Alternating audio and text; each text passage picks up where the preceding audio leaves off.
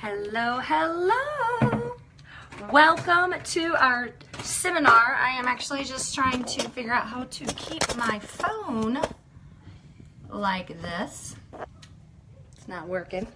Maybe I'll back up from my computer. Okay, there. Oh, perfect. Back up a little more. All right, so we are here to chat goal setting for a full life. So I'm super excited about this. And just, if you don't mind giving me just a second while we get the things set up here. So I am looking for Tracy, and as soon as Tracy gets on, I'm going to send her a message. So I'm just going to make sure. Let's see. All right. Hello, so many friends. That's annoying. Okay. All right. So let's see. There's Tracy. All right. Awesome. So what I'm going to try to do is invite Tracy officially. We've been practicing doing, whoop. Y'all, I am for real. This is, okay, hold on. There it is. Okay.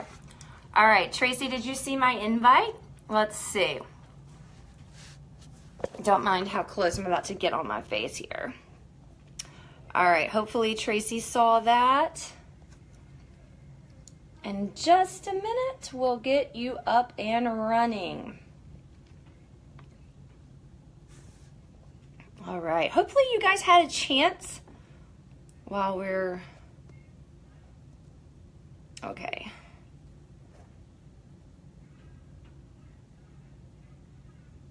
Okay. All right, Tracy. I'm going to try sending it again. Said it didn't. See, that should work better. Let's see here. Yay! It did work. Hello, hello. All right. We are live. Laura? Yes. And anybody else who's watching, I have to tell you what just happened to me. So when did we shut down our practice? About 35, 40 minutes ago? Mm-hmm. I've been locked in the elevator vestibule this entire time. Wait, locked in? So I'm in a new office space. Today's my first day in. It's a fob system. I went to the bathroom and was locked the entire time for 40 minutes in the vestibule, praying like I've never prayed in my life. I really wonder, and I'm going, Lord, you say you move mountains. This isn't really a mountain. It's just like a tiny pile. Can you please move this tiny pile? I'm going to just kind of like, woo! That was one of the craziest experiences of my whole life. How did you get out of it? Well, you know, there's like little breadcrumbs of life, I swear. So when I was looking at a different space, the man showed me in his elevator, oh, if ever you're stuck in here, use this phone. And I'm in a different building. But if he hadn't kind of put that little bug, I wouldn't have thought to use that emergency phone. And they almost sent the fire department with the jaws of life to get me. Oh. So that tells me there's somebody watching that really needs to hear what we're talking about today. I'm going to have to go buy a giant gift certificate for that man who came out and unlocked me. So, oh my goodness. Is awesome. Awful. Oh, that's hard Awful. to go from that to a broadcast. Yeah. But you're still well, amazing. You're ready. It's still, you know, if you love what you're talking about, you could pull it together. And now I'm really glad that I had like everything typewritten, because if I had to rely just on my brain, then forget it. So that's awesome. Well, we have everybody's here or coming in, so we'll get started. So you guys, we can see, as you know, your comments.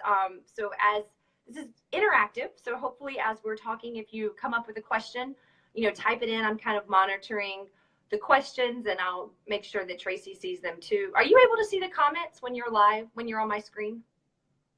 Are you seeing anything? Okay, well, we'll see what happens as it goes. But I'm going to let Tracy kind of introduce herself and talk about, you know, her background, and then we're going to go right in because, as you guys know, the month of February, we're focusing on goals, but we're taking a different stance on it than maybe what you would expect a fitness company to do. And we're trying to make sure that our goals are really bringing about a full life, or a life that brings joy in every area. So Tracy's like the perfect person to talk about this. I'm excited for what there's a lot of hearts coming on the screen. Hey, I love all those hearts.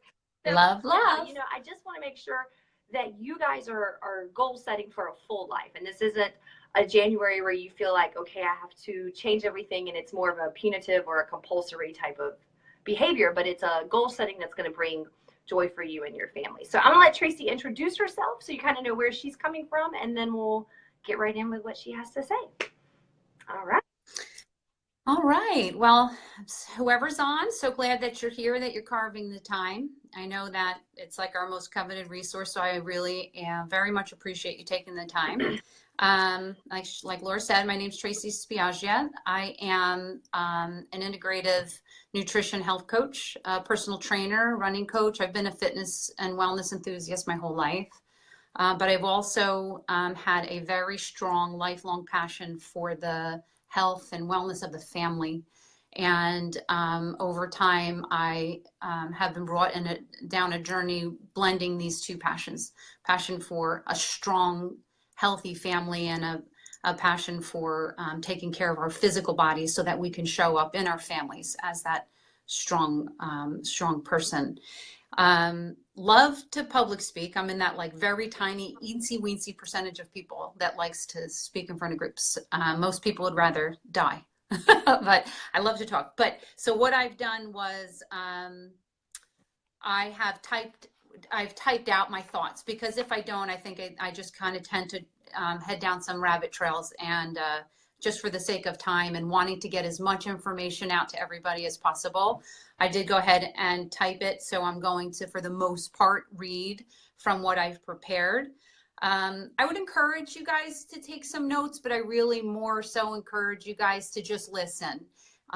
If you go to my website after the presentation and you fill out the contact form, I'm happy to send you some of the notes in bullet form. So I'd really rather you just be present and listen, jot down something that really strikes you, but let's just kind of have a nice conversation with one another here. Tracy, seen all the yep. questions too? Do you have the questions for the yeah, I think so. Okay. I didn't realize we had so many more, but we've gotten about 10 questions on.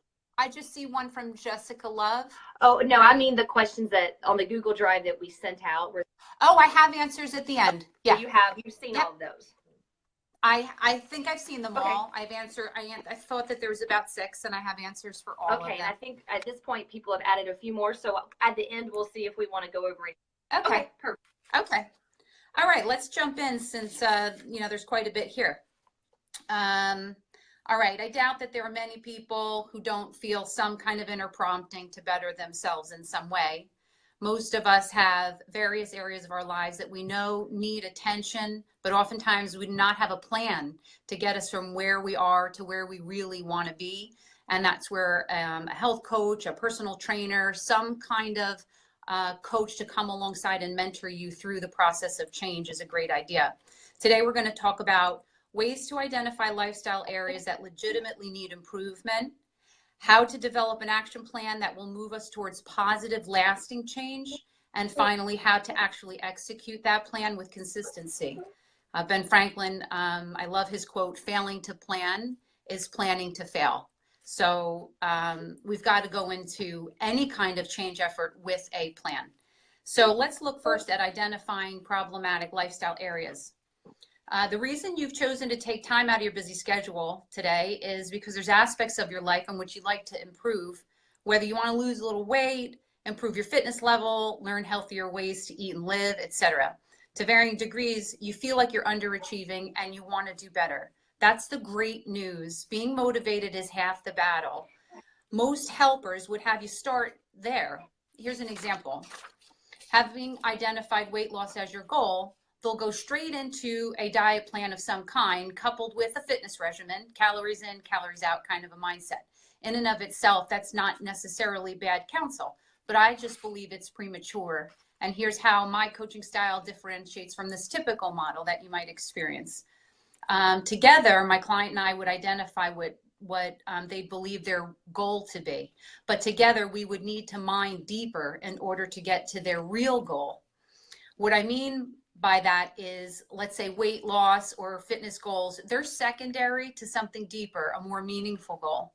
That's what we have to uncover in order to establish an action plan that gets you there, with your secondary goals being achieved as byproducts. That seems to answer that first question to me. My first question someone asked was, what's the number one mistake people make? Absolutely. And that's my answer in the back, is that they dive into what they really do believe. Like, oh, my goal is I want to lose 10 pounds. But you'll hear through the presentation, that's really secondary to something else that you really want. And when we get there, we can determine if that true primary goal is in fact a healthy goal, or maybe that it's rooted in something that's a little dysfunctional and we need to talk about that and address that. So I made up this fictitious kind of role play story to help kind of communicate my message. So let's use a fictitious person named Susie to illustrate the process.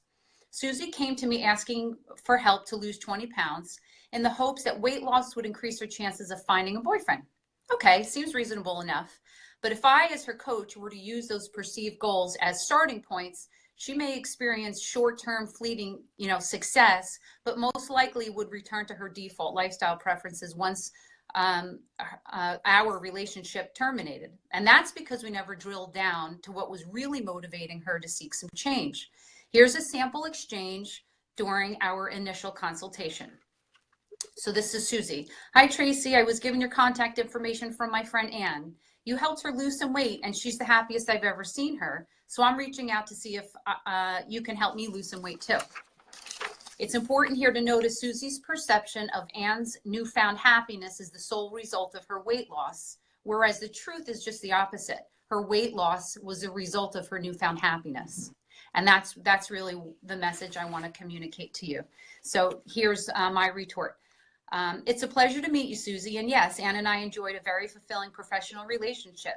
I couldn't be more pleased with her experience. It would be my pleasure to explore the potential of helping you as well. Tell me, what are your goals? I want to lose 20 pounds so I can find a boyfriend. Okay, well, let's talk about that for a bit. Tell me more about your romantic situation. Well, I haven't had a boyfriend in almost 3 years because I've recently put on a lot of weight. Can you tell me more about what was going on in your life 3 years ago? Notice how I first explore her emotional state and circumstances before addressing the weight. This is because the weight is a direct result of her experiences, so jumping immediately into the secondary goal of weight loss will be premature and ineffective. So here's Susie. There's a bit of silence. Why do you want to talk about that? It has nothing to do with why I contacted you. I just want to lose some weight. Well, Susie, I'm sorry if my question upset you. That was not my intention. Would you be willing to discuss the emotions that just came up for you? No one's asked me to discuss that season of my life, and I honestly don't want to. Just thinking about it makes me so sad and depressed.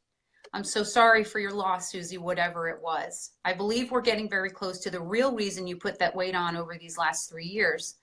If we can get to the cause of the weight gain, we can get to the solution. Would you be willing to continue?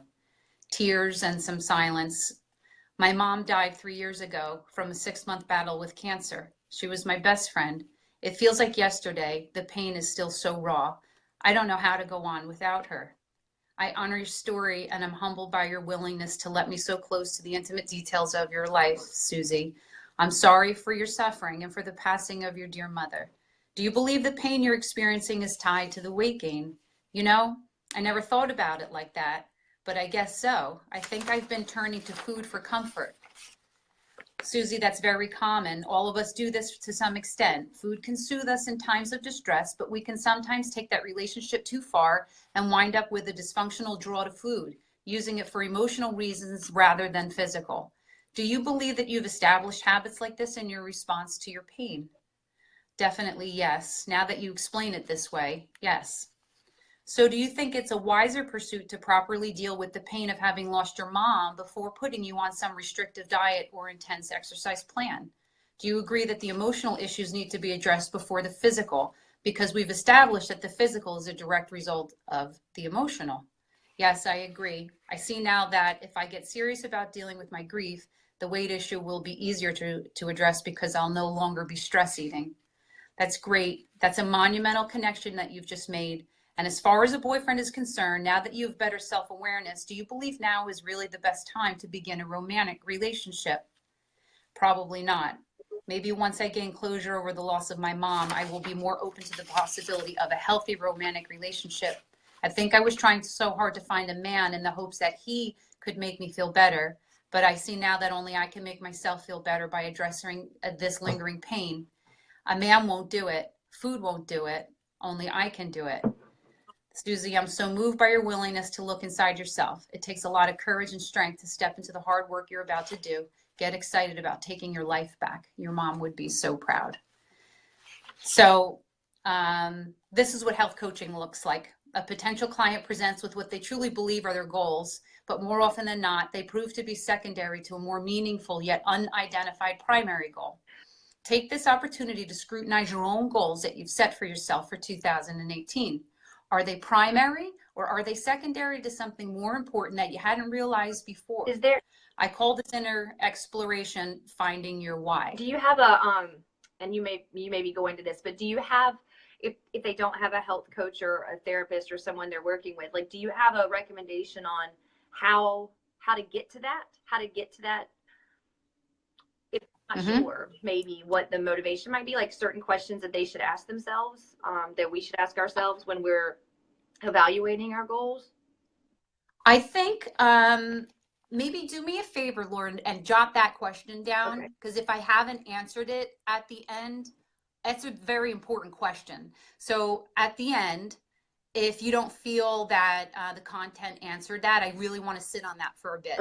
Because at the end of the day, the answer is going to be relationship with someone, a good friend who's willing to sit there and do this hard work with you, let you cry with them, laugh with them, and explore with them, and do that self-confrontation. Self-confrontation is very hard.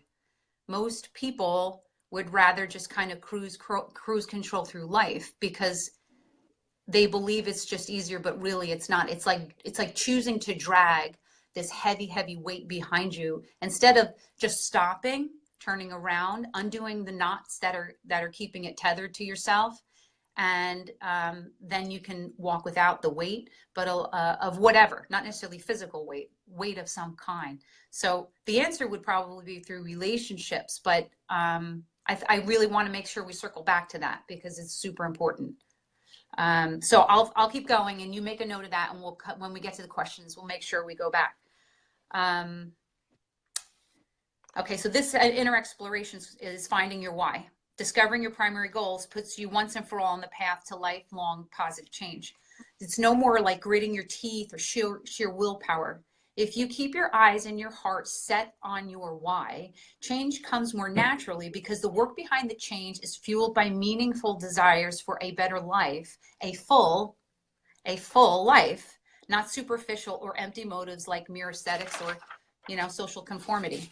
So the next large portion of the presentation talks about SMART goals, which I would imagine a lot of your viewers have probably had some kind of experience with.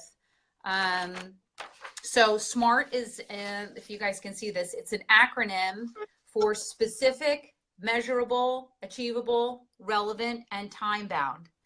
And again, if you guys just go to the website and fill out a contact form, this way I have your email address. I'm happy to send this information to you. So with the S, let's start there with specific. When setting a goal, be as specific as possible about what you really want to accomplish. Remember to dig deep for your primary goal or goals. It's okay to include your secondary goals, but be sure to identify them as such. This isn't the place for detailed list of how you're going to meet your goals, but it should include the answers to the popular W questions of, why, what, when, where, which. So let's go through those real quick. For the why, this is by far the most important W question for reasons explained before.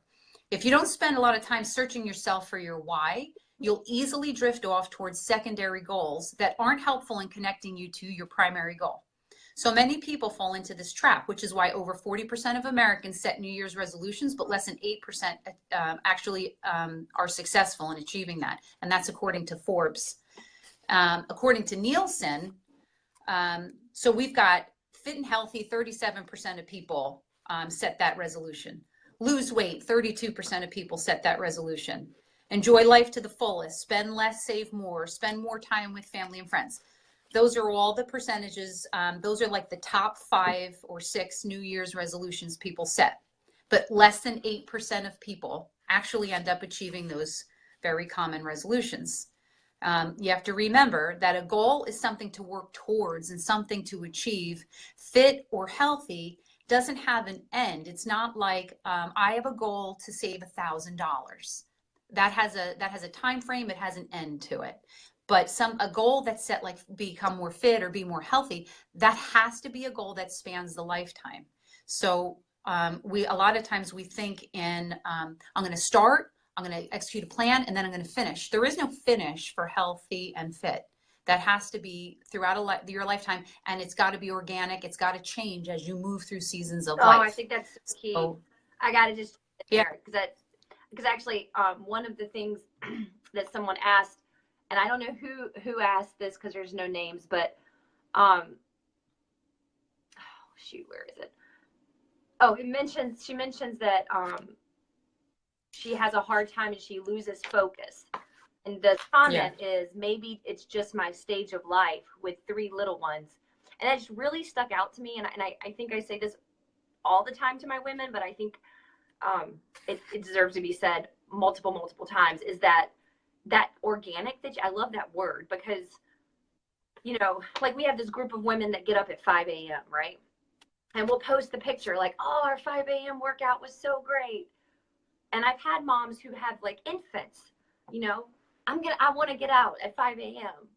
Well, most of our women, there might be 1 or 2, but 90% of those women that are out there at 5 a.m. have children who are sleeping through the night, or we're not nursing in the middle of the night. So like, I think it's so important, to look and say, oh, well, wow, she's really doing great. Like she seems to be doing X, Y, and Z, but she may not have a newborn or 3 little ones, or, my kids now, it's like, you could take any goal, like cleaning your house. Well, when my children were an infant and 2 years old, I could clean like a sink one day and then a toilet the next day. And that was it. And now on Saturday morning, I can say, go play, and I can clean the entire house if I want to. But so those goals, they have to change. And I always talk about like a marathon. I mean, I don't have any intention or desire to run a marathon, but even if I did, I couldn't do it right now. Like our Saturdays are set up a little differently, and that's our only day together. All day as a family, where dad's home, and it's just not a good day for me to go off on a long run because my kids still want me around. Now, when they're 15 and 17 and they don't care about me anymore, they go through that like anti-parent stage.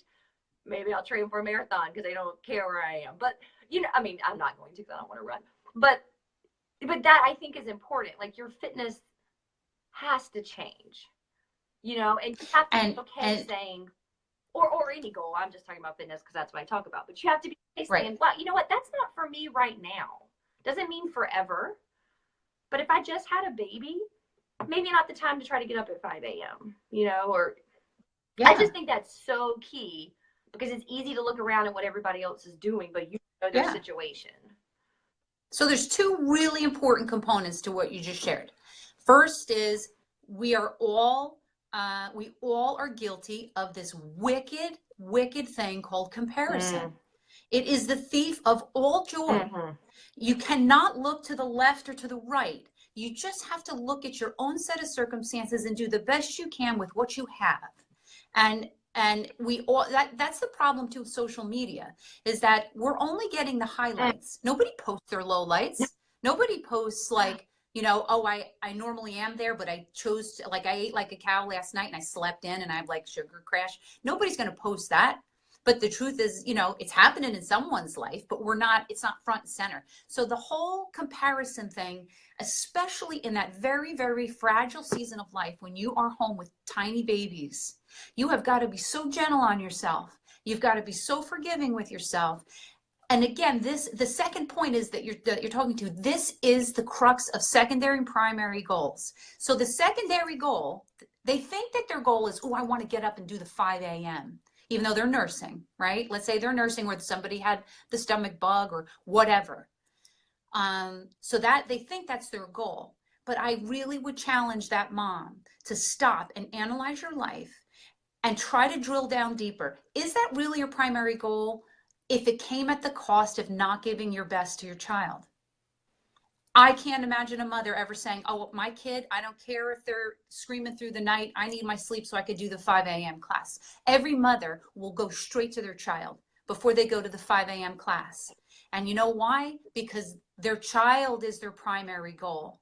Being a mother who meets the needs of her family is a primary goal.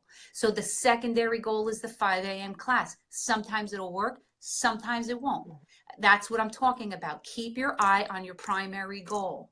And, you know, one of the things that I was struck with today as I was thinking about our time tonight, maybe a good question to ask ourselves when we're trying to come up with the true primary, like you're saying, if you don't have a coach or somebody, ask yourself this question. If I were given a horrible diagnosis from a doctor that guaranteed me I just had a couple years left, how significantly would your goals shift? And I know where they would shift. They would shift in the direction of relationship. They would shift in the direction of time spent with family. They would shift to the things that matter. That's how you uncover your primary goal. Is you got to start living like your days are numbered, because they are. None of us are guaranteed a tomorrow. And you know, we take for granted the health that we have right now and the resources we have right now. We have to live as if I'm given those same blessings tomorrow, that's exactly what they are. I'm not entitled to those things. Those things are gifts. So in the process of trying to drill deeper and really excavate that primary goal, ask yourself these kinds of questions. If you think your primary goal is the 15-pound weight loss, but really, upon examination, you really do fall within the healthy range, given your body frame, your age, your gender, your stage of life, all of those things. If you fall within the range of healthy, should that be a primary goal? Or could that time be spent in a way that really addresses a primary goal of cultivating relationship and you know, being there for your family?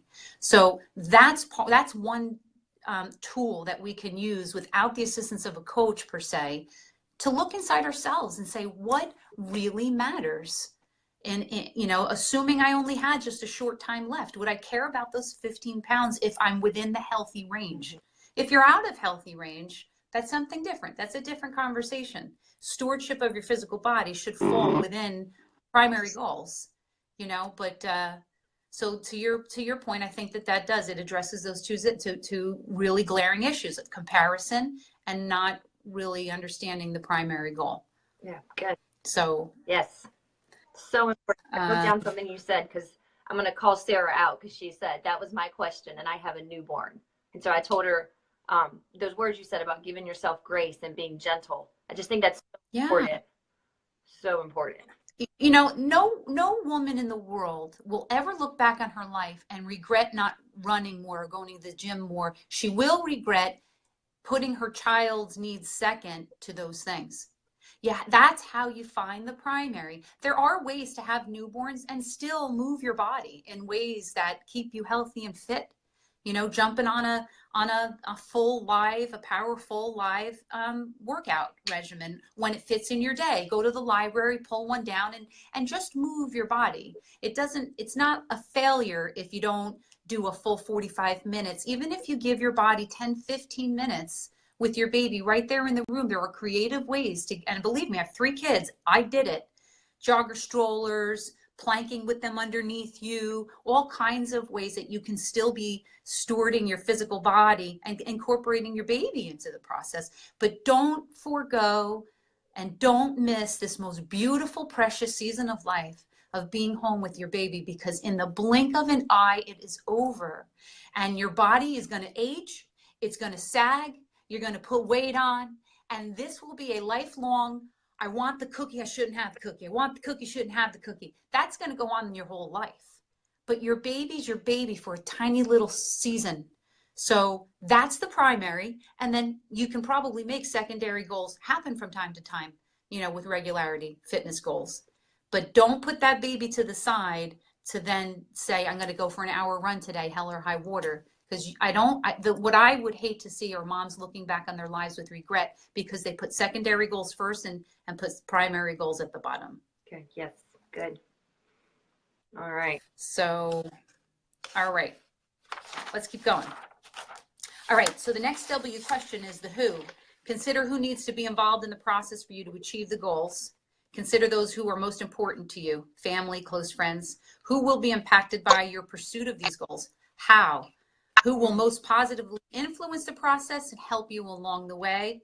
If there's a sabotager in your life, don't bring them into the process. We all have those little Debbie Downers, and maybe they have their place in your life, or maybe it's family and they're your life. But invite only the people that will lift you up and build you up as you go. Now to the what. Think about exactly what you were trying to accomplish, and don't be afraid to get very detailed. This is where you differentiate primary from secondary goals. The when. You'll get more specific about this question under the time-bound section of defining SMART goals, but you should at least set a time frame. Where? Because we are discussing goals for personal improvement, this question has relevance. If weight loss is one of your secondary goals, consider where you now intend to food shop, exercise, meet with those identified in your who portion for accountability and inspiration. Seek functional medical counsel. Those are totally different doctors than your primary. A functional medicine doctor can totally get you there. We can discuss this in another presentation. We can discuss functional medicine and what that is. Let's see, sleep, meditate, pray, connect with God or your source. Get as specific as possible here because the details are what keep you on track. The next W is the which. I am certain as we progress through this topic, you're going to grow more and more eager to find change. Again, that's fantastic, but stay the course here. That zeal can easily run you off into a ditch if you don't set parameters. So what we need to happen here is a thorough and honest examination of the exhaustive list of desired goals to establish which are primary, which are secondary, which will actually be achieved as byproducts of having achieved other goals and therefore can be placed into a separate category altogether. Which are realistic, which are unrealistic, which are helpful and healthy, and which are clutter and potential stumbling blocks to more productive goals and therefore need to be discarded. For the goals that make the final list, determine any related obstacles or requirements. This question can be beneficial in deciding if your goals are realistic. Let's see, for example, if the goal is to someday counsel people on better eating habits, but you have no formal training, the better current goal that can eventually lead up to this future goal is register and attend a nutrition education program. So that would be your goal for today, knowing that down the road, your ultimate goal is to be a nutrition counselor or something like that. Because if you leave it too big and broad, like, oh, I want to be a nutrition counselor, it's too big, it's too broad. And you got to drill that down. You got to hone that in so that it actually becomes achievable. The measurable, which means like all goals should be measurable periodically throughout the duration.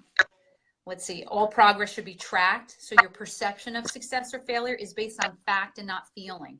That's really, really important. Because if you're not, let's say it is weight loss because you are outside of the healthy range and weight loss is really a good primary goal, you have to follow some type of regimen that calls you to weigh yourself, same time, same time of day, and keep track of that, because even on a low day where your mood is low, you might feel like, oh, this isn't working, but the scale is telling you otherwise. Or you might feel like, I had so many like carrots and broccoli yesterday, I'm doing so awesome, but the scale is kind of, like some people tend to like, oh, I had a really healthy salad today, let me just have one cookie. And then if you're not measuring your goals, before you know it, that scale could creep because you've been rewarding yourself too much as you went along and you're sabotaging the goal. So you got to use some kind of metric. Like I said in here, one of the best tools is like an in-body scale, and it measures, you know, your weight, your BMI, your body fat, your body, your muscle ratio, your visceral fat, your body age, and your caloric need. These are so valuable. These numbers are so valuable because you could be on a program where you're losing, you're not losing weight, but if you have those, and you would otherwise perceive yourself failing, but if you have access to those other numbers, you might see that your muscle mass is going up. So that's a great thing. That's what you want to have happen. But the scale may not show a translation per se in the weight. Yes, please. I know I know that could be a frustrating thing as a trainer, that you're trying to tell people, believe me, you're doing well. You're doing well. Don't get stuck in the numbers. But numbers can be your friend. They can be, but they can also, like, I hate numbers. But that is such an important thing, because I understand everybody comes at it from a different place. So I'm more of a, like, throw the scale out the window and stomp on it kind of person.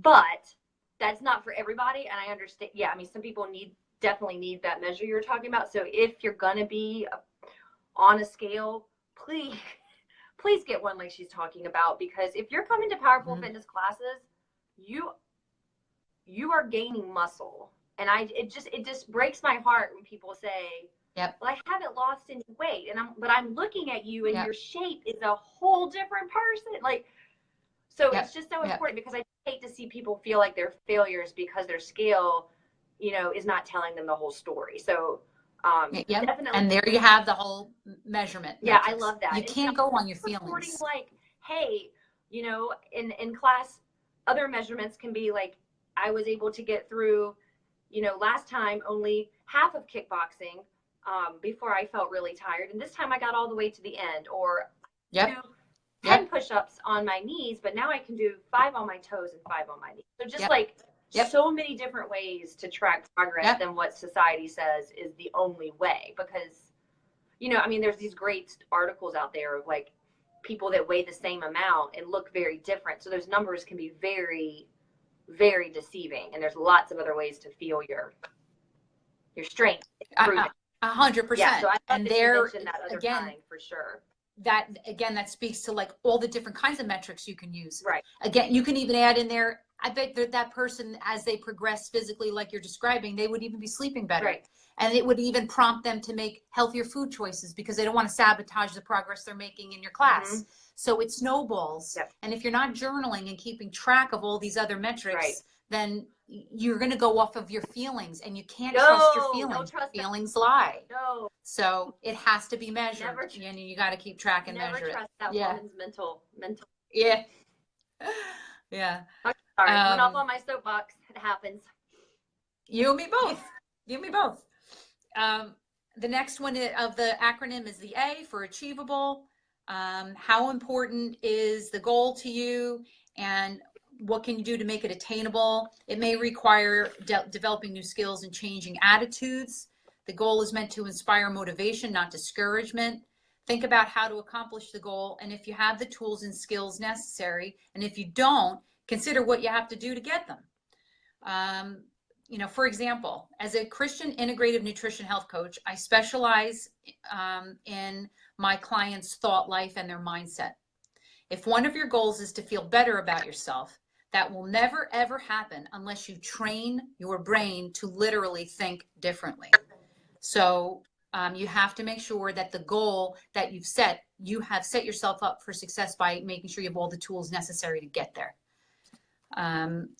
The R stands for relevant. Relevance refers to honing in on goals that support your bigger picture and doing away with, at least for now, those that are a distraction.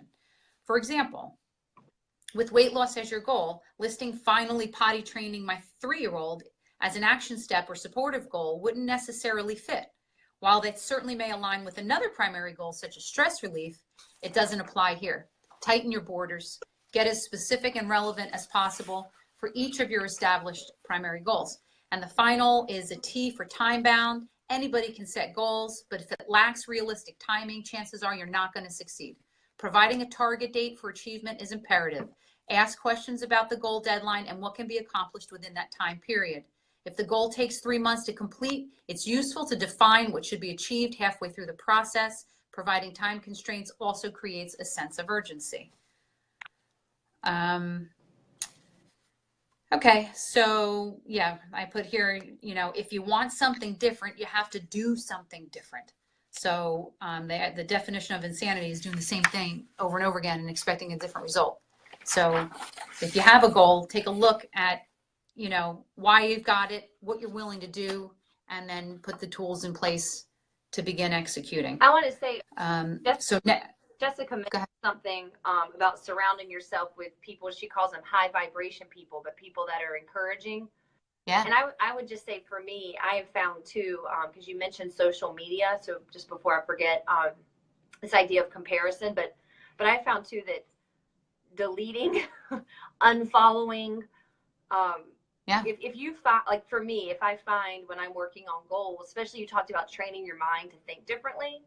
So if I'm trying to think differently, let's say about my body image, then I'm going to unfollow people that I can feel that sense of unrest when I post. And I think we know it. If you're tuned in with your mental state, when I'm scrolling through Instagram and I see someone post something and I feel that, Laura, you're not good enough. Look what they're doing. Laura, you're not good enough. Now it's boop, unfollow. Like there's no point in putting that in my brain. It's not doing anything productive. Those kinds of posts don't make me want to get up and do something else to achieve a goal. It just makes me sit back and feel like a failure. So I would just encourage people. It's uber easy to unfollow, and just do that, just take out the things that are bringing you down or make you feel like you're not doing a good enough job as a mom, a wife, health, whatever. Just absolutely. And that's the clutter. Yeah, those are the I obstacles, love to unfollow right? people, man. Yeah. And the truth is, the truth is, what I would hope is that by going ahead and doing that immediate trimming back so that you can control your environment, I would hope that over time, as you begin to heal the way you think, those types of posts won't trigger you the same, because at the end of the day, the onus is on us how we receive any kind of messaging from the world. We can't point our fingers and say, you shouldn't be posting your beautiful bikini body with 5 kids or, your perfectly clean house when you're not telling everybody that you have a live-in maid. Those things in the beginning might be triggers, but really they ought not be if our thinking is right. Yeah. Because you're good enough, you are enough as you are, whatever your story is, whatever the details of your story are, but you have to be able to heal your thinking before you have to be able to heal your thinking before those are no longer triggers. And then you can begin following people again. And you'll find that over time, as you mature, the way that you process, it's fine. You can scroll past stuff like that and honestly be completely unaffected. Perhaps even, I'll go so far as to say, happy for people. That's great for you. I'm so happy that you bought another vacation home. That's awesome. That's great. You have more. So glad your husband's retiring at 39. That's great. I love it. Yes. Awesome.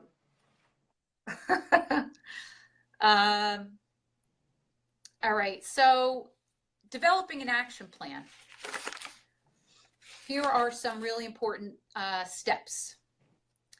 There are 15. Be very clear on your goals.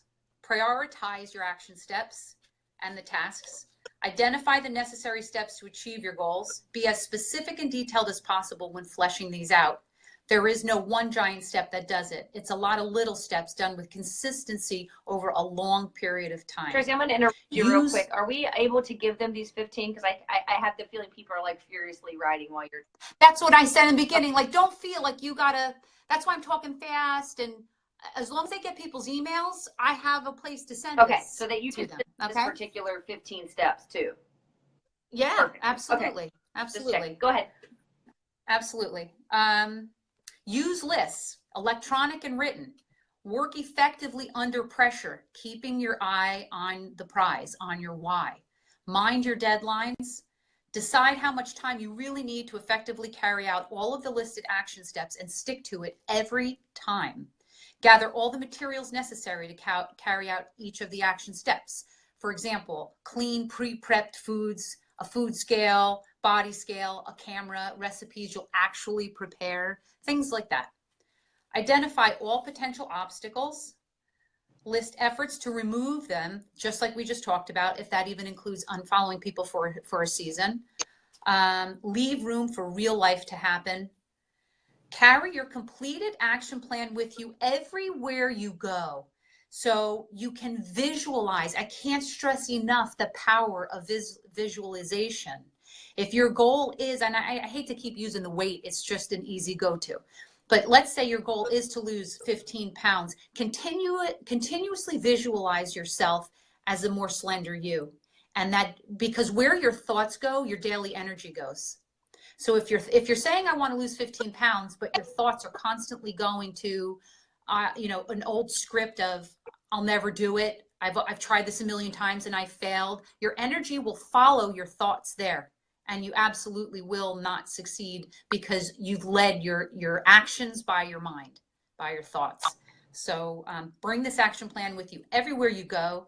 Stay on target, adhere to the time commitments, be sure to complete each and every daily task, manage those obstacles, keep all your goals front and center, take notes on what is working and what is not. And if you need to make tweaks accordingly, then go ahead and do that.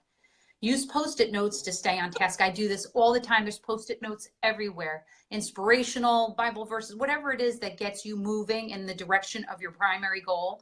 Surround yourself with that messaging. Do not get discouraged. Do not quit. Do not make perfect the enemy of the good. Start where you are. Use what you have. Do what you can. Those who wait for perfect conditions never accomplish anything. And last but not least, most importantly, remember your why. Those are all of the things that are essential for your action plan. How are we doing on time? We got about 12 minutes if we want to move to questions. Are you? Yeah. Yep. I think we're right on target because I only have one more page of content and then I'm going to go into the Perfect. answers. How to execute the action plan with consistency. Okay. Just about anyone can start a plan, but so few see it through. Why? I believe there's several pressing reasons for this. They forget their why, assuming they've established it all. Assuming they have established it at all. They moved forward with secondary goals, never uncovering the primary. The initial high wears off and they do not know how to tap into intrinsic sources of discipline and inspiration. They've made some progress and ease off their plan, quickly regressing to their start point. They are all telling themselves old stories of failure and, just old stories. That's an important one. They have begun to lie to themselves that the goals aren't that important. They never had grit modeled for them and therefore don't know how to manifest it for themselves. The people closest to them are sabotaging their efforts. They were ineffective at identifying and removing obstacles. They've never experienced success in these areas, and so they've grown complacent. They failed to establish a strong infrastructure of support. They believe there will always be another tomorrow, so they procrastinate. Just reading through these, I'm sure that there's many that resonate with you guys. As you progress through the action plan, don't look too far ahead. Don't think about all that has to get done in a year or 6 months or even 1 month. Focus on this day and what is within your control versus what is not, then act one step at a time. I hope you guys are inspired to set realistic, attainable primary goals for yourself. I also hope that the inspiration will endure, that you realize you do not have to wait for January 1 to set new goals for yourself. We are all constant works in progress. At any time, it is entirely appropriate and beneficial to recognize weak areas in your lives and set your mind swiftly to improvement. Don't allow this process to overwhelm you. Don't squander the joy, all for the sake of, a check in the box. Try to live each and every day grateful for the day. Try to live each and every day finding opportunities to laugh. I mean, there's seriously nothing more important. Just find opportunities to have joy. I talked a bit about the comparison, which we've already done that. I'm absolutely thrilled and willing to do a complimentary 30-minute consultation with anybody over Skype or Facebook or something like that, a health history, you can go to my website and register for something like that. And now we can get to the questions. I think that we probably touched on quite a bit, Laura, but yeah, let's let's go through them. Let's look at, what about if we start with, do you recommend earning or giving yourself rewards? 110% I do. You have to, or else it's grueling. The process is grueling. But this is what I said. I said, most definitely, but not with food or drink. I recommend rewarding yourself with experiences, a movie with friends, going to get a manicure or a massage, an experience, because I would imagine a lot of the listeners, because they're your clients, they're fitness minded, they're health minded. So I don't want them sabotaging the work they do by continuing in a pattern of using food as either a way to punish themselves or reward themselves. Food is simply a way to nourish the body so you can move through life with vibrance and energy and health. When we use it in a wrong way, we develop these dysfunctional relationships with food, and it makes it all that much harder to back out of that and into a healthy relationship. It's fine once in a while to go out and have a nice ice cream with your family, or have a glass of wine with your husband, or whatever the case may be. But if you're trying to undo or relearn how to relate to food, I wouldn't use it as the reward as you go, as you make progress. If you have a healthy relationship with food, then I would imagine, like going to a nice dinner or, something like that is totally fine. You just have to examine for yourself, is your relationship with food healthy enough that could be one of the rewards that you choose? Right, that's good. But you got to have rewards. How do you got to have. What do you do to remotivate yourself to keep going? So the question is, this one I don't think you've seen. It says, what do you do to remotivate yourself to keep going when the failed attempts outnumber the successes? Especially, and this is pertaining to weight loss, especially when working towards permanent weight loss, especially when you are working hard within realistic goals, but the gain-loss cycle repeats within the same 10 pounds. Which goals should you... Well, let's start with, what do you do to remotivate yourself? Let's start there. Motivate yourself. To that person... And that's really where it's very hard. It's very hard to enter into a process that you've done before and you perceive yourself as having failed. So, there's a lot of ways to answer that question. Examine your perception of the experience. Was it in fact a failure? And why do you characterize it as such? Is it because, are you insisting your body be in a certain weight range that it just can't get there without strict deprivation? I mean, that's really important. Maybe your body really wants to be. Yeah, I thought about that.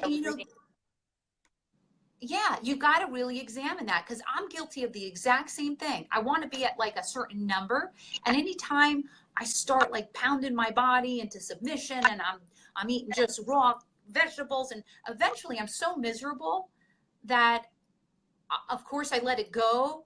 But then I find that I'm just happier right here.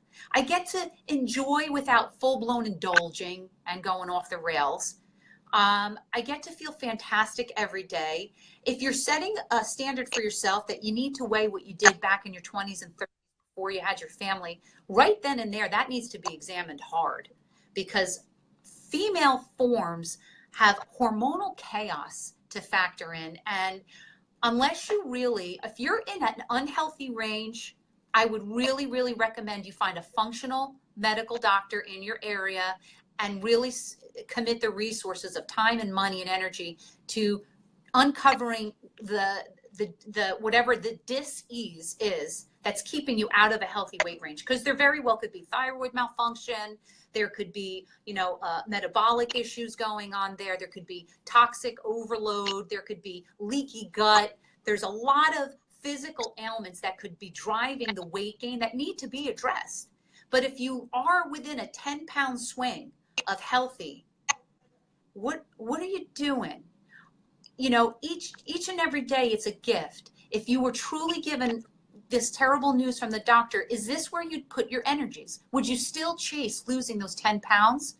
Or would you just say, oh my gosh, that totally doesn't matter. I just want to go live my life. And that doesn't mean go off the rails and, you know, go and put 50 pounds on as you celebrate this newfound like peace, you know, in letting go. But it does mean swing back to moderate, get that pendulum back into center, and understand that health means a lot of things. And it's not dictated by the numbers on a scale. So that's a deeper dive to me. That needs a couple of conversations with someone who can inspire her. I totally agree. Yep, that's what I think. Yeah, I totally agree. And you know, this is probably not very very deep, as deep as it would need to go. But I just want to share this because I just read it the other day and it just really stuck out to me. I think it has to do with that idea of that comparison, you know, and feeling like you need to be a certain weight, but knowing that genetically we all look different, and we can see that in our children. We can see that in our children on the playground, that all of them have different body shape, and we don't expect them to have the same. And yet here we are 30 years later expecting all of us women to look the same. Well, we didn't look the same 30 years ago on the playground. Like we've never 100%. And something I read the other day was, you know, my shoe size. Like I'm 8.5. I don't try to change that. Like it's genetic. Like that's where I am. That's where I've been, and I don't stress over trying to be an 8. Like I just go to the store and I buy an 8.5. And I don't walk out feeling guilty, but like my body was meant to be a certain size, and I guarantee you it wasn't a 0 or a 2, you know, so why do I feel the need to try to get into that? So I think that's definitely another soapbox I can get on, but that was good. Okay. And you know, Laura, to your point, you just said about, you know, the kids on the playground. I would encourage all of the listeners, when they get into this internal dialogue, to really remember that you are still that little kid on the playground. And would you speak to a child who maybe had a different shape, that wasn't so tall and lean and slender? Would you go up to a child and say, shame on you? Aren't you disgusted with yourself? The way we talk to ourselves. Would you ever talk to another human being, most especially a child, that way? Not in a million years, but our self-talk is so toxic. And that's why I specialize in the mind. That's why I specialize in the thought process, because if I can get you thinking healthy thoughts, everything else cascades into a healthy place. I cannot put the cart before the horse and convince this listener about the 10-pound issue, you know, from a standpoint of the scale or her jean size, but I can address that 10-pound battle that she has if we get inside of her thought life. And I really help her train her brain to think differently about herself. That's where I begin, and that's where I spend most of my coaching energies, is helping people think healthier, more edifying thoughts. Yes, so good. Let me see. Would you let's see.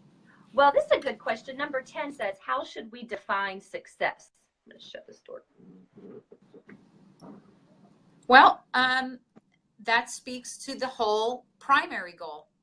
So if your secondary goal is the weight loss, but your primary goal is, I just want to live with peace and joy. I just want to be happy. And I just want to, you know, not obsess. Then that's how you define success, when you finally have made peace with the scale. That's how I define success. I don't necessarily define it as, okay, you finally hit 135 pounds. You did it. Well, maybe that looks like success for one person, but it's not in and of itself success. Success is when you can wake up every day and be pleased with the skin you're in. That is success. So, you know, to anybody listening that, you know, perhaps you're outside of the healthy range, keep working at that and get curious about your body instead of self-deprecating, instead of self-loathing. Just get curious about your body and say, you know, maybe I should recruit some outside resources to help me understand my physiology better. But in the interim, as that's happening, I choose today to be joy-filled. I choose today to be a light in the world. And I choose today to go out and spread my joy around. Nobody wants to be next to somebody who has an internal dialogue of self-hate, because absolutely all day long, you're going to spread that to whoever is in your immediate world. And none of us want to be a presence for hate and for toxic stuff. We all want to go out and feel like we've added something and contributed something positive to the world. And the way you do that is get right with yourself, inside of yourself. Make peace with yourself. Fully accept yourself. Maybe that looks like daily affirmations in the morning. Standing in front of the mirror with no clothes on and saying, as I am enough. I am enough exactly the way that I am. I have gifts, I have talents that the world desperately needs. I'm going to get in the shower, get dressed, and go out and share those things. And I guarantee when you live from a place like that, the weight takes care of itself, because you want to go out as a strong vessel. And the way to do that is make good food choices, get your sleep, make sure you're drinking your water, not too much coffee, take it easy on the sweets.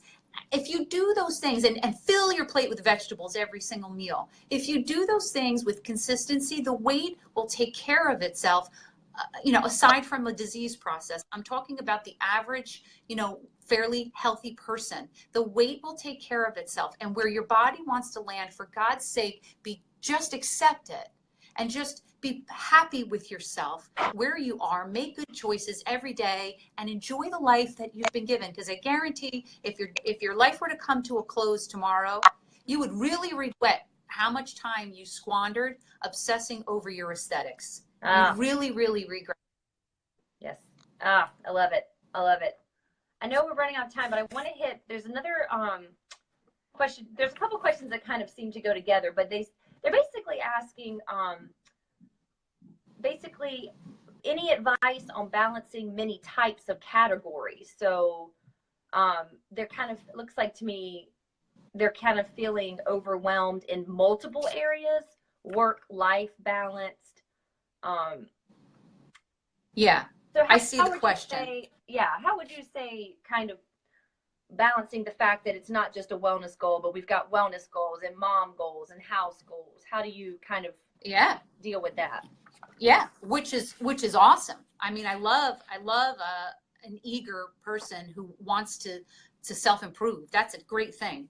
I believe it's the question, any advice on balancing many categories of goals? Yeah, and there was another one later that kind of was in the same similar genre. Yeah. All right. So what I wrote for this one, I said, this question speaks to getting clear on your true primary goal. I would bet that you perceive yourself to have multiple categorical goals when in actuality, they all point to a broader, more rooted goal, like achieve balance or feel healthier or feel stronger, etc. Identify that real goal and see that these others are the means to that desired end.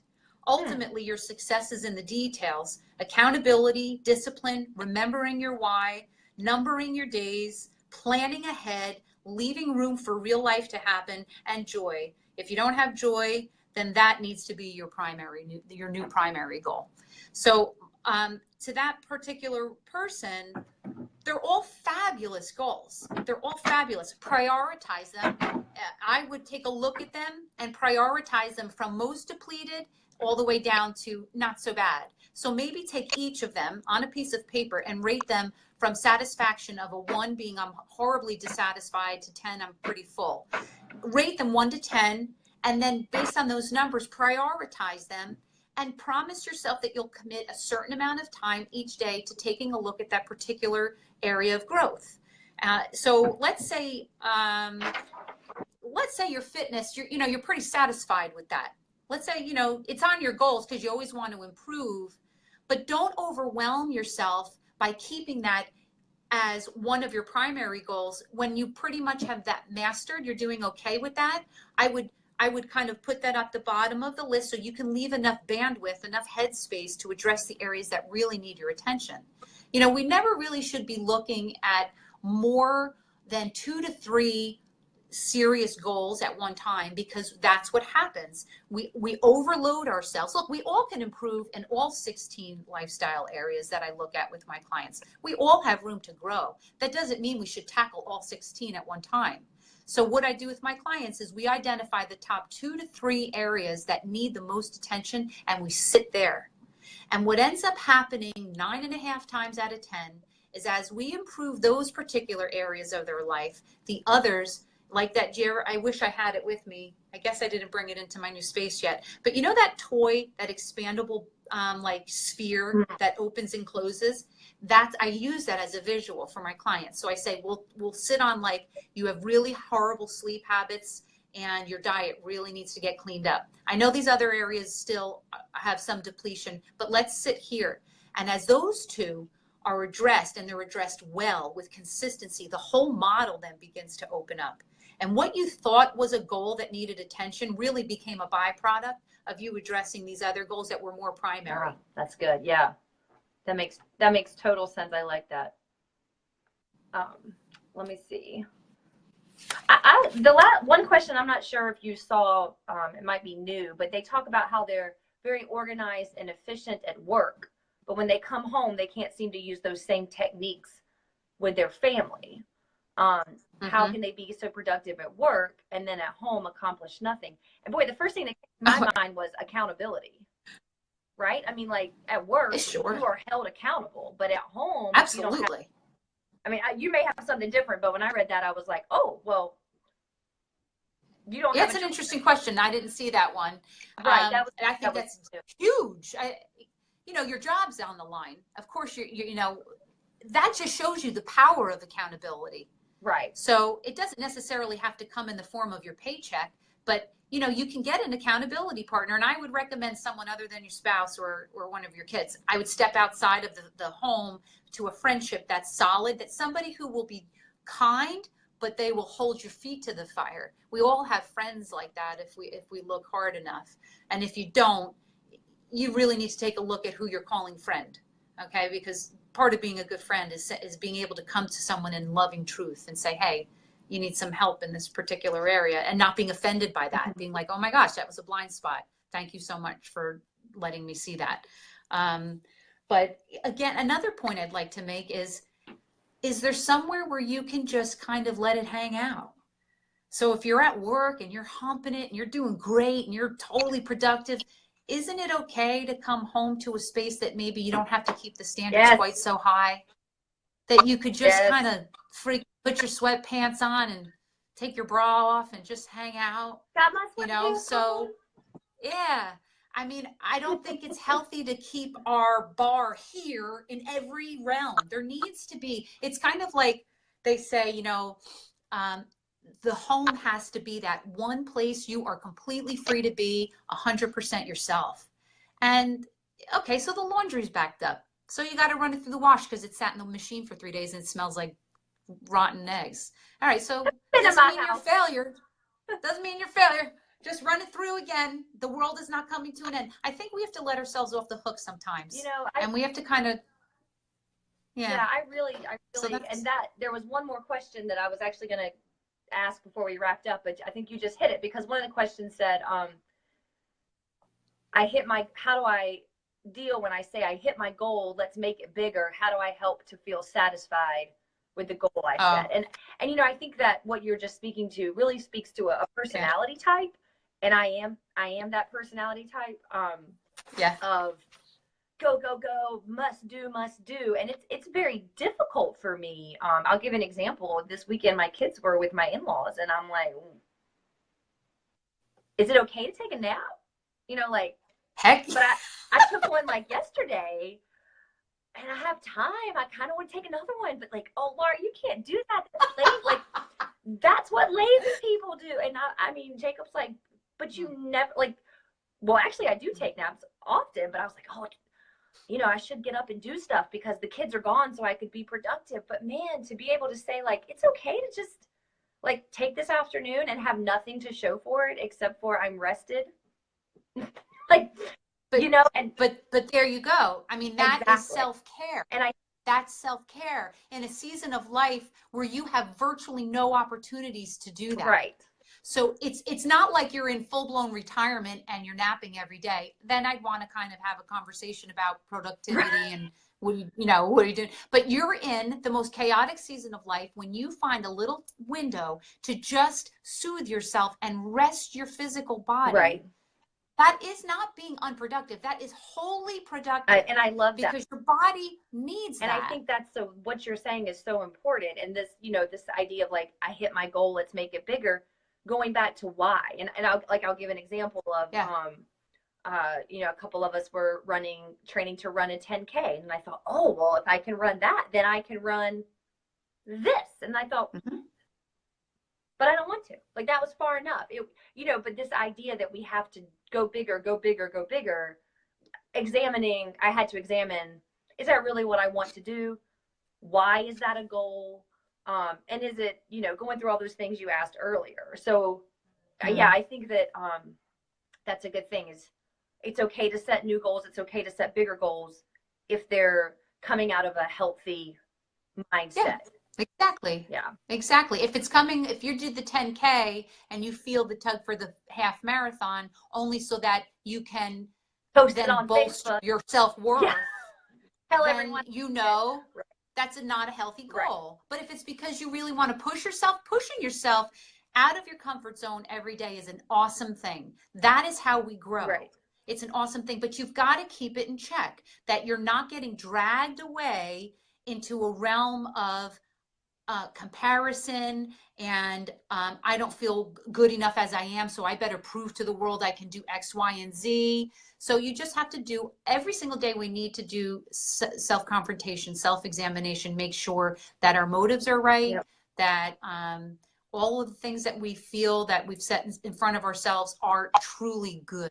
They're really good endeavors. I love it. And I love it.